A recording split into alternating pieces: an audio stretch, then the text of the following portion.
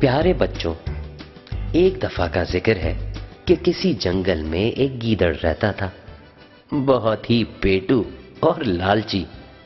درختوں سے جتنے پھل گرتے فوراً ہی چٹ کر جاتا، پھر بھی اس کی نیت نہیں بھرتی تھی اور وہ پھلوں سے بھری ڈالیوں کو حسرت سے دیکھتا رہتا تھا۔ ایک دن وہ ایک آم کے درخت کے نیچے پہنچا، جہاں زمین پر بہت سے آم گرے ہوئے تھے اور آموں سے بھری ہوئی شاخیں بوجھ سے جیسے ٹوٹی جا رہی تھی۔ اتنے سارے آم دیکھ کر گیدڑ بہت خوش ہوا اور دیکھتے ہی دیکھتے زمین پر بکھرے ہوئے تمام آم چٹ کر گیا، لیکن پیٹ بھرنے کے باوجود اس کی نیت نہیں بھری۔ دو چار لمبی لمبی ڈکاریں لینے کے بعد وہ آم سے بھری شاخوں کو للچائی نظروں سے دیکھتے ہوئے درخت پر چڑھنے کی تدبیریں سوچنے لگا۔ دیر تک کوئی تدبیر سمجھ میں نہیں آئی اور وہ دیوانہ سا ہو کر پیڑ کے گرد چکر پہ چکر لگاتا رہا۔ ابھی وہ پیڑ کے چکر کاٹ ہی رہا تھا کہ کسی طرف سے ایک ہاتھی آیا جو بہت بھوکا معلوم ہوتا تھا۔ آتے ہی اس نے پیڑ کے پتوں اور پھلوں کو کھانا شروع کیا اور جب پیٹ بھر گیا تو وہ آرام کرنے کے لیے آنکھیں بند کر کے زمین پر بیٹھ گیا۔ ہاتھی کو دیکھ کر گیدڑ بہت خوش ہوا، اس کی سمجھ میں ایک بہت ہی اچھی ترکیب آئی۔ تھوڑی دیر تک تو وہ ہاتھی کے سونے کا انتظار کرتا رہا، پھر آہستہ آہستہ اس کی پیٹھ پر سوار ہو کر اس کے بیدار ہونے کا انتظار کرنے لگا۔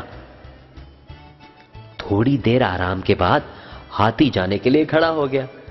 اس کے جانے سے پہلے ہی گیدڑ ایک شاخ پکڑ کے پیڑ پر چڑھ گیا۔ اپنے چاروں طرف بے شمار ہرے پیلے لال آم دیکھ کر وہ خوشی سے دیوانہ ہو گیا۔ اس کی سمجھ میں نہیں آ رہا تھا کہ پہلے کون سا آم کھائے۔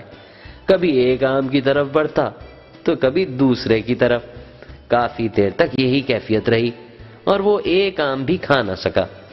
پھر اچانک ہی اس پر جنون سا طاری ہو گیا اور وہ اندھا دھند آم کھانے لگا۔ ایک شاخ کے صاف ہوتے ہی وہ دوسری پر پہنچ جاتا، یہاں تک کہ اس کا پیٹ پھٹنے لگا۔ لیکن ابھی بہت سارے آم باقی تھے اور اس کی نیت سیر نہیں ہوئی تھی۔ وہ پیڑ کے تمام آم کھا جانا چاہتا تھا، لیکن پیٹ میں گنجائش نہیں تھی۔ وہ پریشان ہو گیا اور تمام آم کھانے کی تدبیر سوچنے لگا۔ پھر ایک تدبیر اس کی سمجھ میں آ گئی۔ وہ ایک شاخ پر جا کر آم نیچے گرانے لگا، یہاں تک کہ تمام آم نیچے گر گئے۔ گیدڑ بہت خوش ہوا، اب تمام آم اس کے تھے۔ آم گرانے کے بعد اس نے اترنے کے لیے نیچے دیکھا، لیکن ہاتھی وہ تو کب کا جا چکا تھا۔ اب اسے اپنی غلطی کا شدت سے احساس ہوا۔ آم کھانے کی لالچ میں وہ ہاتھی کا سہارا لے کر پیڑ پر تو چڑھ گیا، لیکن یہ نہیں سوچا کہ ہاتھی کے بغیر وہ پیڑ سے نیچے اترے گا کیسے۔ اتنے اونچے پیڑ سے نہ تو وہ چھلانگ لگا سکتا تھا اور نہ ہی موٹے تنے کے ذریعے نیچے اتر سکتا تھا۔ ہائے، وہ پریشان ہو گیا اور اپنی غلطی پر بری طرح پچھتانے لگا۔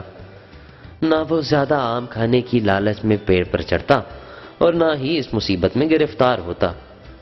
وہ ایک شاخ سے دوسری شاخ پر دوڑ کر نیچے اترنے کی تدبیر سوچنے لگا۔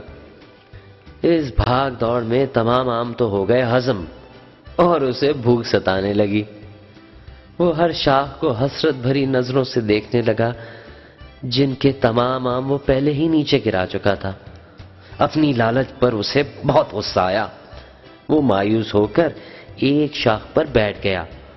تھوڑی دیر کے بعد ہوا کے تیز جھونکے چلنے لگے اور پیڑ کی شاخیں ایک دوسرے سے ٹکرانے لگی۔ اب تو گیدڑ میاں بہت گھبرائے اور ایک شاخ سے لپٹ گئے۔ رفتہ رفتہ ہوا آندھی میں تبدیل ہو گئی۔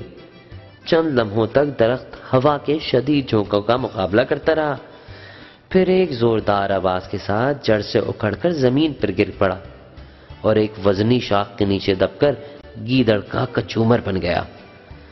ایک طرف لالچی گیدڑ مردہ پڑا تھا، دوسری طرف بہت سے بکھرے ہوئے آم اس کو منہ چڑھا رہے تھے۔ کسی نے سچ ہی کہا ہے، لالچ بری بلا ہے۔